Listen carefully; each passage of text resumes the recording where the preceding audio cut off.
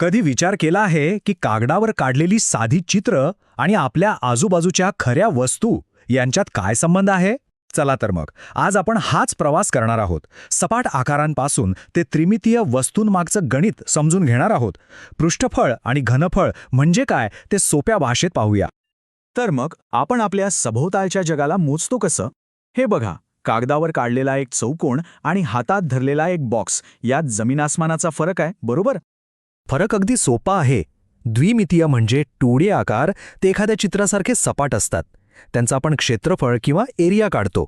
पण ज्या वस्तू खऱ्या जगात असतात, ज्यांना लांबी, रुंदी आणि उंची असते, म्हणजे त्रिमितीय वस्तू, त्यांचं मोजमाप करण्यासाठी आपल्याला पृष्ठफळ आणि घनफळ या दोन गोष्टी लागतात. तर पृष्ठफळ म्हणजे नेमकं काय? एकदम सोपं आहे. विचार करा की आपल्याला एका गिफ्ट बॉक्सला रॅपिंग पेपर लावायचा आहे. तर तो पूर्ण बॉक्स झाकण्यासाठी जेवढा कागद लागेल ते झालं त्याचं पृष्ठफळ, म्हणजे वस्तूच्या बाहेरच्या सगळ्या बाजूंचं एकूण क्षेत्रफळ. आणि मग घनफळ म्हणजे काय?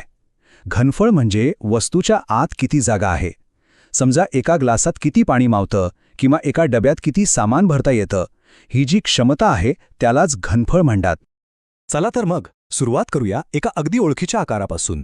बघूया की एका साध्या आयतापासून एक त्रिमितीय बॉक्स म्हणजे इष्टिकाचिती किंवा क्युबॉइड कसा तयार होतो. तर इष्टिकाचिती म्हणजे दुसरं तिसरं काही नाही, तर 6 आयताकृती पृष्ठभाग जोडून तयार झालेली एक वस्तू. आपल्या घरातली वीट, पुस्तकांचा बॉक्स किंवा अगदी कंपास पेटी हे सगळं त्याचेच प्रकार आहेत. आता याचं पृष्ठफळ समजून घ्यायला एक गंमत करूया. विचार करा की आपण एक बॉक्स पूर्णपणे उलगडून जमिनीवर सपाट ठेवलाय. आपल्याला काय दिसेल? बरोबर, 6 आयत. यात वर आणि खालची बाजू सारखी असेल, समोरची आणि मागची बाजू सारखी असेल आणि डावी आणि उजवी बाजू सारखी असेल. म्हणजे सारख्या आकाराच्या 3 जोड्या. म्हणजेच त्याचं एकूण पृष्ठफळ काढायचं असेल तर फक्त या 6 आयतांच्या क्षेत्रफळांची बेरीज करायची. आणि त्याचं सूत्र अगदी सोपं आहे. 2 गुणिले कंसात लांबी गुणिले रुंदी अधिक रुंदी गुणिले उंची अधिक उंची गुणिले लांबी. आणि घनफळ? हो, ते तर याहूनही सोपं आहे. फक्त लांबी, रुंदी आणि उंची या तिघांचा गुणाकार करायचा, झालं.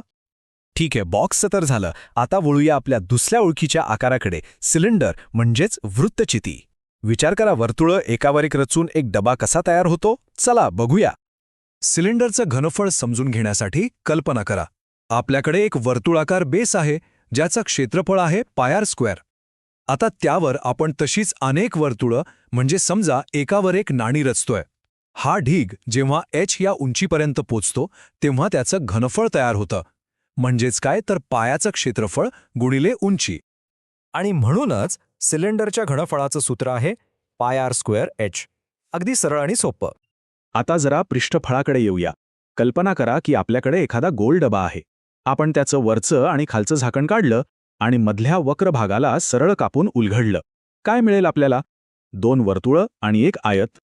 तर आपल्याला काय मिळालं? एक वरचं वर्तुळ ज्याचं क्षेत्रफळ आहे πr², एक खालचं वर्तुळ ज्याचं क्षेत्रफळही आहे πr², आणि तो जो उलगडलेला आयत आहे त्याचं क्षेत्रफळ आहे 2πrh.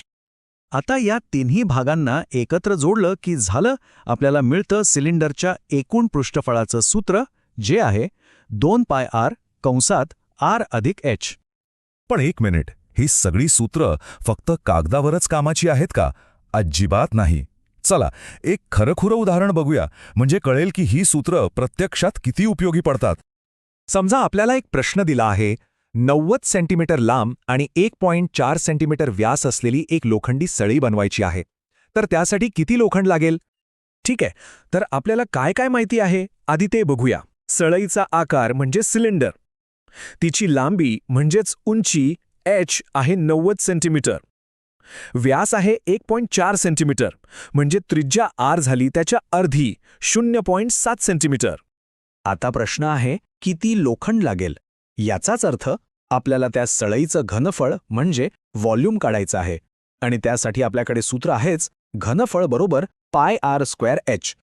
आणि ही सगळी माहिती सूत्रात टाकल्यावर उत्तर येतं 138.6 घन सेंटीमीटर. म्हणजेच ती सळई बनवण्यासाठी आपल्याला एवढं लोखंड लागेल. पाहिलं किती सोपं आहे? तर या सगळ्या चर्चेतून आपण काय शिकलो? यातली सगळ्यात महत्त्वाची गोष्ट काय आहे? चला या त्रिमितीय विचारांचा सार पाहूया. एकदा पटकन आठवून घेऊया.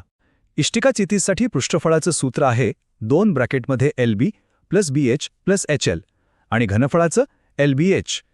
आणि वृत्तचितीसाठी पृष्ठफळाचं सूत्र आहे 2 πr ब्रॅकेटमध्ये R प्लस H आणि घनफळाचं πr² H.